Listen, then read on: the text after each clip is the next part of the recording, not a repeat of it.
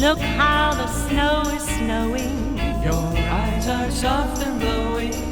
Jack Frost is nipping at our feet. I bet your lips are warm and sweet. We've got that holiday feeling, that happy holiday feeling. Let's roast chestnuts by the fire. Any little thing you desire. Those reindeer soon will be here. Won't mean a thing to me, dear. Soon Santa Claus begins his flight. I hope he gets a flight tonight. We've got that holiday feeling, that happy holiday feeling, our favorite holiday of the year. We'd better meet. It's been so lovely here like this, a chance I'd never miss. But it's so late. On New Year's Eve. Hello and welcome to the Winnipeg Christmas Memories presentation. My name is Christian Cassidy. I'm a local history blogger based here in Winnipeg. One of my blogs that you may or may not be aware of is westenddumplings.blogspot.com. I'd like to thank the Manitoba Historical Society and the Daniel McIntyre St. Matthew's Community Association for making this presentation possible. Now, during this presentation, over the next 20 or so minutes, I'm going to be talking about the history of some of Winnipeg's great Christmas traditions. That includes the CIVIC Christmas tree at City Hall, downtown Christmas lights, images of EATON'S at Christmas, and a little bit about the singer you just heard off the top of the presentation. So let's get started.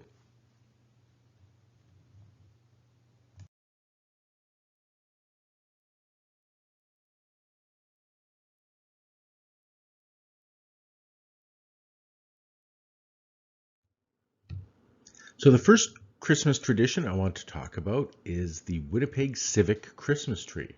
Now the tree has made the news a little more than usual in the last couple of years. In 2019, Winnipeg went artificial. So no more donating of trees from local property owners. And this year, 2021, is the first year of the full-size version of that artificial Christmas tree. So 50 feet tall in total. And something that also made the news was the cost of the Christmas tree, which is reported at about $175,000. So let's hope it lasts a long, long time so that it will pay for itself.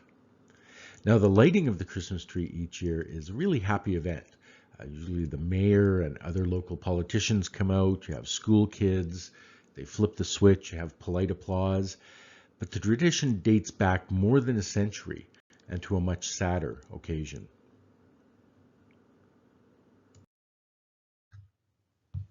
The year was 1915, and Winnipeg was suffering its second Christmas of World War I.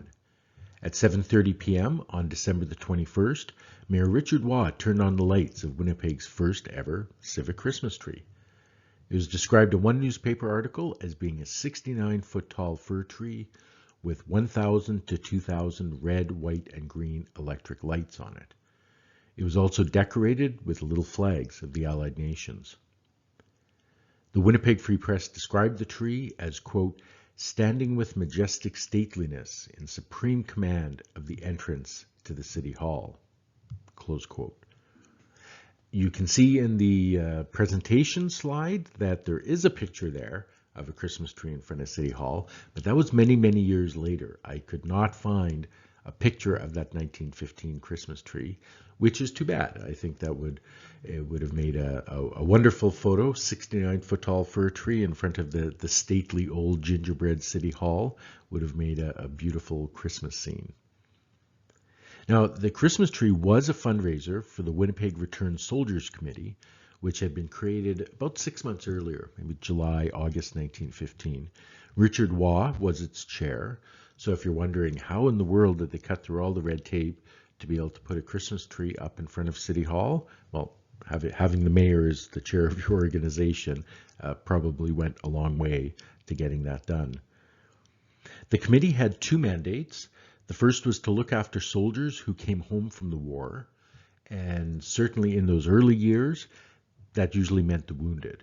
there weren't too many able-bodied young men being sent home from the war in 1915, 1916. They would meet the trains, usually with tea and sandwiches, maybe a little bit of music.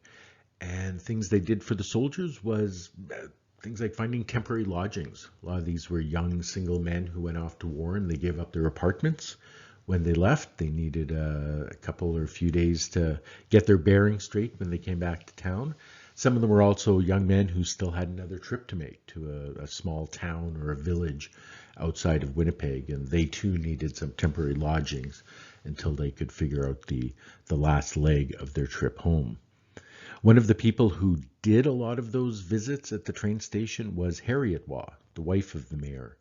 The mayor couldn't make it all the time, and it was Harriet thought it very important that someone official from the city be there to greet as many of these troop trains as possible. The second mandate of the Returned Soldiers Committee was to look after those who were left behind, so the wives and children of those who were serving and the widows and orphans of the war dead. And the tree was for the second part of that mandate.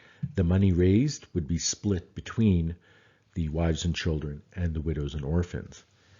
And Waugh said that night when he flipped the switch on the tree, quote, "Many kiddies will miss their daddies this Christmas, and we are going to make them as happy as is possible under the circumstances." And how they collected money was through a coin collection box that was next to the tree.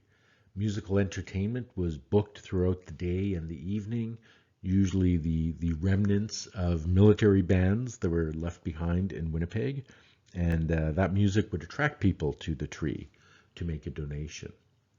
And when they cracked open the donation box late on Christmas Eve, they found $959, which is almost $23,000 in today's money. It was beyond the committee's wildest expectations. There were so many different charities vying for your money during the war, and also many families had to cut back. If the man of the house went off to the war, for many families that meant a big salary cut, and many of them had to leave rented houses and move into boarding houses or rooming houses while their men were away. So it was certainly a time where there wasn't a lot of free money floating around. So to collect that type of money was very impressive in just 4 days. And for the widows and orphans alone, their portion of the money allowed 7 tons of food to be purchased for hampers that were distributed on Christmas Day by car owners in the city who donated their services.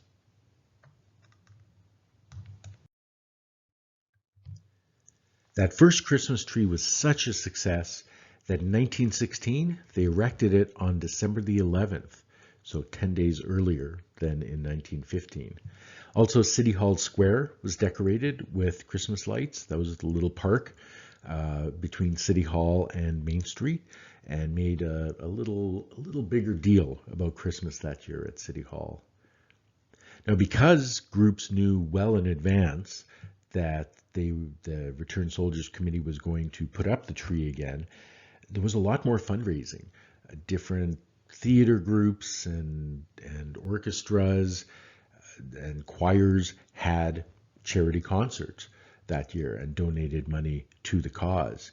So by the time the tree even went up on December the 11th, there was already $6,000 in the bank of the Returned Soldiers Committee for the cause.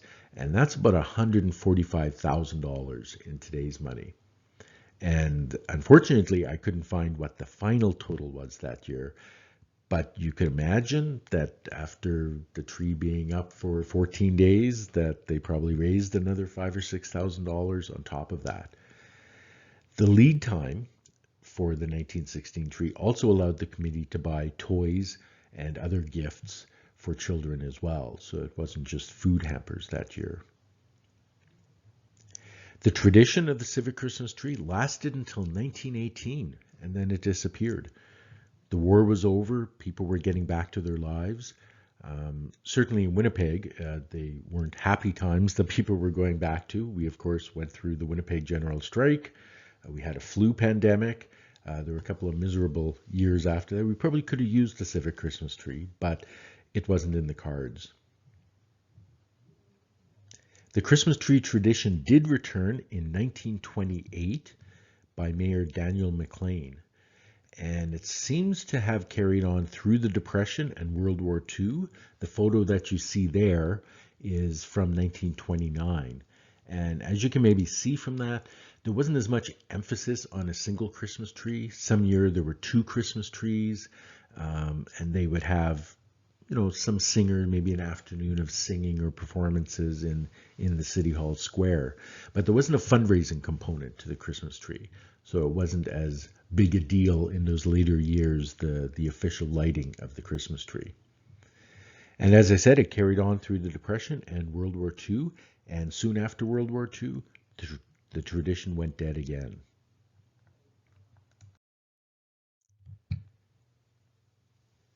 You would have to fast forward about a decade or so for the tradition of the Christmas tree to be revived. It was brought back by Mayor Stephen Juba, who was always up for a photo op, in 1957. And he combined the lighting of the City Hall Christmas tree with the turning on of the downtown Christmas lights, which I'll talk a little more about later in the presentation.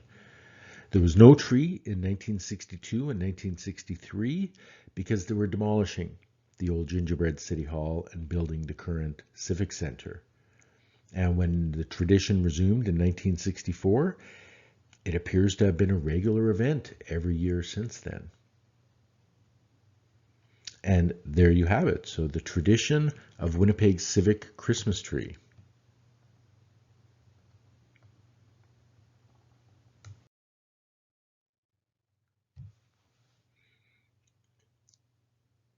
Another on-again, off-again Christmas tradition are the downtown Christmas lights. And many of you will recognize in this photo here, Portage Avenue in the 1970s with EATON'S off to the right. Until 1928, downtown Christmas lights and decorations were left up to individual property owners.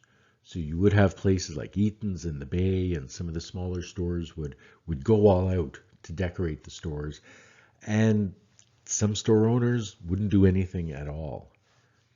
In October 1929, the Beautify Winnipeg Committee of the Board of Trade approached downtown business owners to see if there was interest in a coordinated plan to, quote, inculcate a spirit of cheer and goodwill throughout the city. And basically, they were asking them all to chip in a small levy to purchase and pay for the maintenance of downtown Christmas lights that would be installed every year.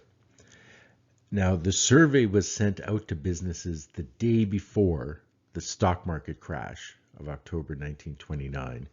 But when the results came back, 85% of businesses approved to chip in for the levy. They were hoping for more like 90 or 95%, but given the circumstances, they were pretty happy with the 85% and decided to go ahead with it.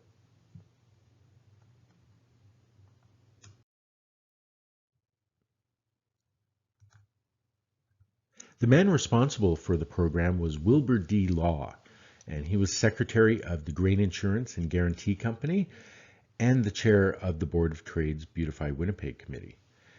It's very likely that his wife, Garnet Porter Law, worked with him very closely on the project and may even have been in charge in the background. She was a well-known socialite, regularly hosting parties and teas at the Waverly Street home. She also lent her talents to large fundraising galas at the big hotels and the Manitoba Club. And I imagine that she would have relished working on a project where she had downtown as one big venue.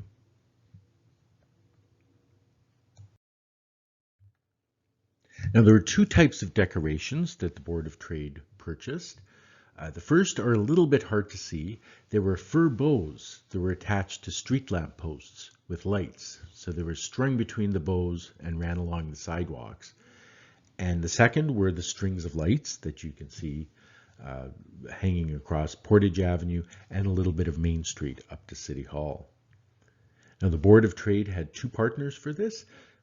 City Hydro gave them permission to use their lampposts and their outlets, plus provided a discount on the power that would be used. The Manitoba Electrical Association covered the cost of the strings of lights. And this wasn't the first time the city used strings of lights. They would sometimes do them. I know for sure they did them in 1912 when the Duke of Connacht visited. They did a similar thing down Portage Avenue. So if you see earlier than 1929 a photo of lights across Portage Avenue, look for the Christmas decorations along the sidewalk, and that will tell you whether or not that's a Christmas picture or a royal visit picture.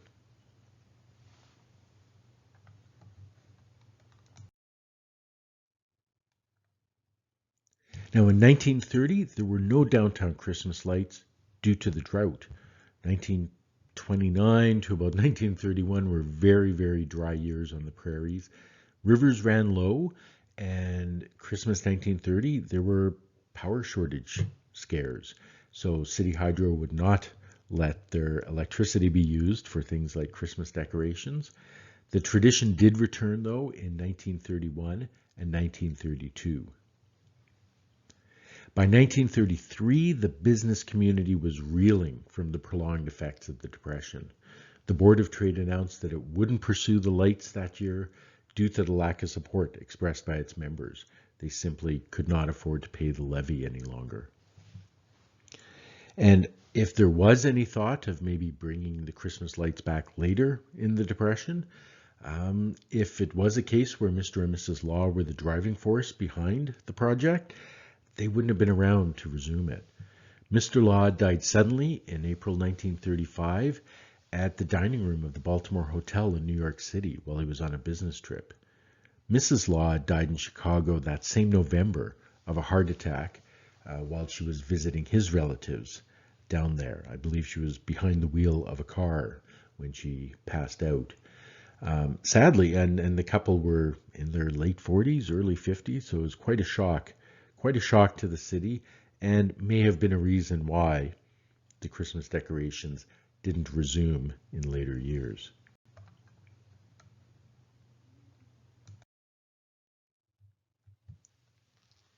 You'd have to fast forward 20 years in 1956 to see the Christmas lights return downtown. It was that year that the Downtown Business Association, the City of Winnipeg, and Winnipeg Hydro brought back the downtown lights and the fir boughs along the sidewalks. And of course, as I mentioned earlier, in 1957, the tradition began to light the downtown Christmas lights with the City Hall Christmas tree. In 1959, the Downtown Business Association purchased 4 illuminated decorations consisting of, quote, spiral stars and illuminated plastic material, and installed them over Main Street between McDermott and Bannatyne. Now, these strings of lights that ended up being referred to as the curlicues each contained over 1,000 bulbs, and they were so popular that the committee purchased more each year until they owned about 20 sets of them. The curlicues did double duty in 1974 when they were left up year-round to celebrate Winnipeg's centennial year. The snowflakes got replaced by other images, and the bulbs were changed to the city's official colors of blue and gold. Now, as the holidays approached, the snowflakes returned, but the blue and gold Christmas decorations, the colors, remained the same. And the curlicues were the defining downtown Christmas decoration for decades to come.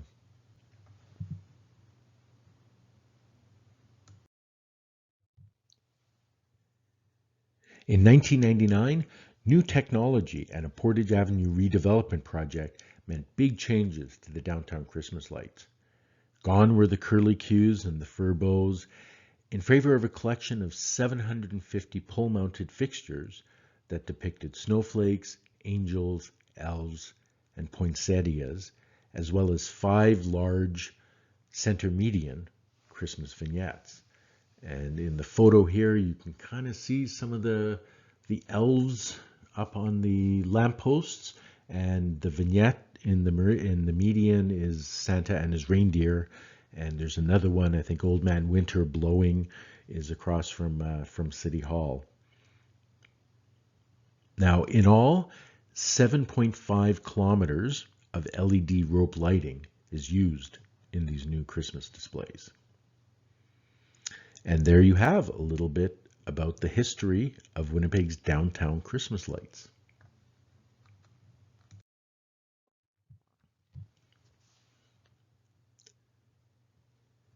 Now, sadly, we're in our second year of no downtown department store Christmas shopping with the Bay gone.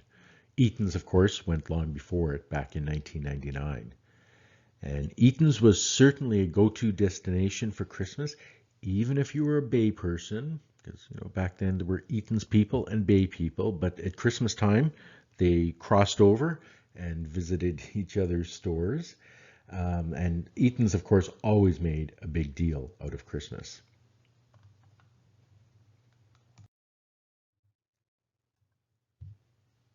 And here are just a couple of examples. Remember, EATON'S had those big, beautiful Christmas, or big, beautiful pane windows that overlook Portage Avenue that would be decorated for Christmas. On the right is an ad, I believe from 1969, just showing how on every single floor of the store there was something Christmas related for you to purchase or to visit.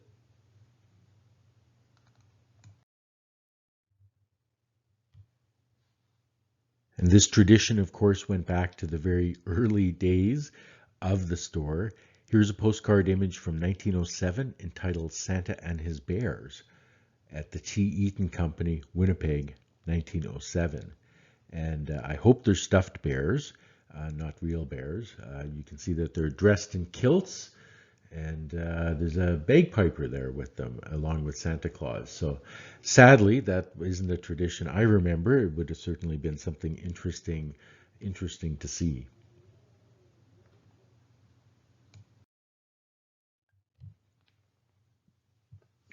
Now, one of the many wonderful collections at the University of Manitoba's digital archives is the Winnipeg Building Index. And it contains several pictures of EATON'S at Christmas time, not fancy professional images, just kind of man on the street type images. And I thought I would share a few of them with you here. And you can feel from just looking at the pictures the hustle and bustle of the Christmas shoppers.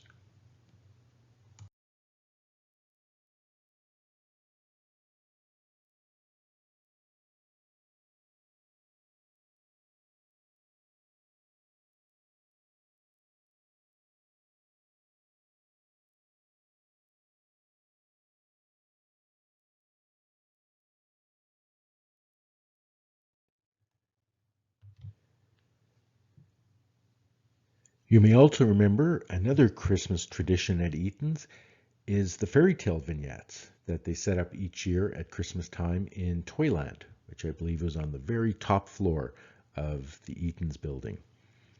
Now, when EATON'S closed, 15 of the vignettes were donated to the Manitoba Children's Museum at the Forks, and the museum had the papier-mâché figurines, their clothing, and the accompanying furniture all cleaned and restored, and they put them on display every year around Christmas time now. And you can see on their website, I'm going to share some photos with you from the Manitoba Children's Museum website, taken by Ebony Clausen Photography.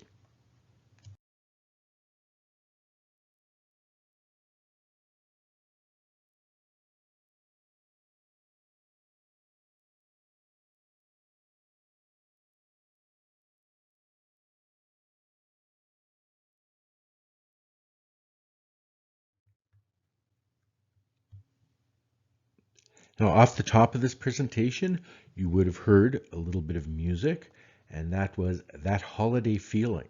It was a track from Juliette's Christmas World, which was released in 1968 by RCA Camden and the CBC. And the entire album can be found online if you go search for it, if you want to add a little bit of Winnipeg content to your Christmas playlist.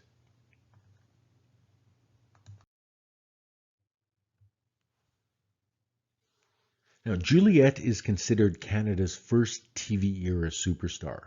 So think Anne-Marie before Anne-Marie. She was known professionally as simply Juliette, but she was born Juliette Sizak in St. Vital, Manitoba in 1927 and moved with her family to Vancouver when she was 10 years old. There she began singing with Dal Richards' orchestra at about age 13.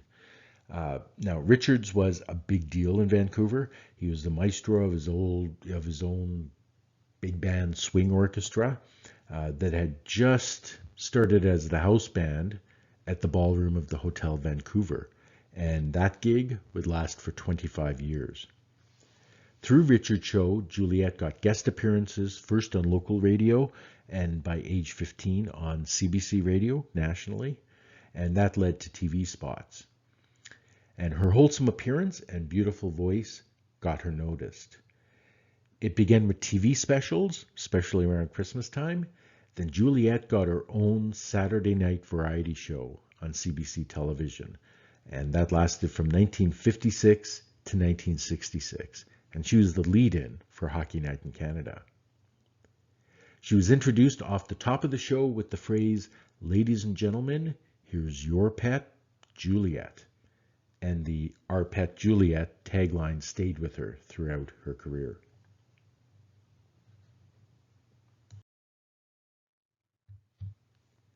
Now, even after Juliette's evening show was gone, there were countless TV specials, again, especially at Christmas time.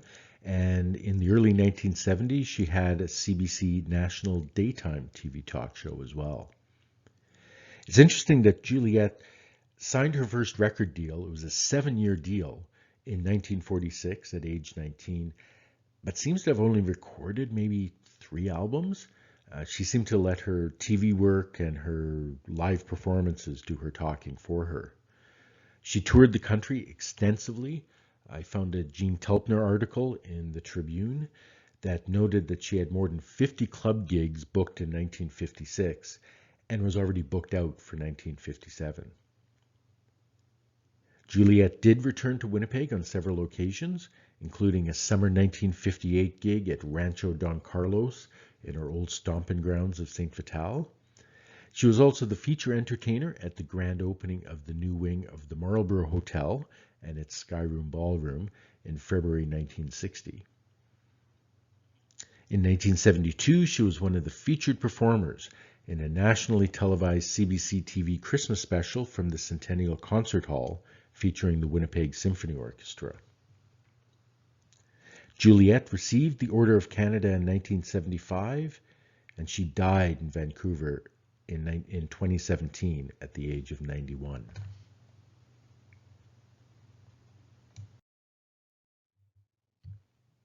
And that brings us to the end of Winnipeg's Christmas Memories presentation.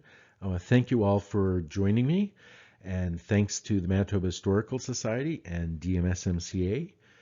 And here is a list of the credits for all of the images that I used. I'd like to thank all of those who toil away in libraries and archives and to private collectors who take their time to digitize these images and put them online so that people like me can come around and find them and make presentations for you. Thank you very much, and have a very, very happy holiday season.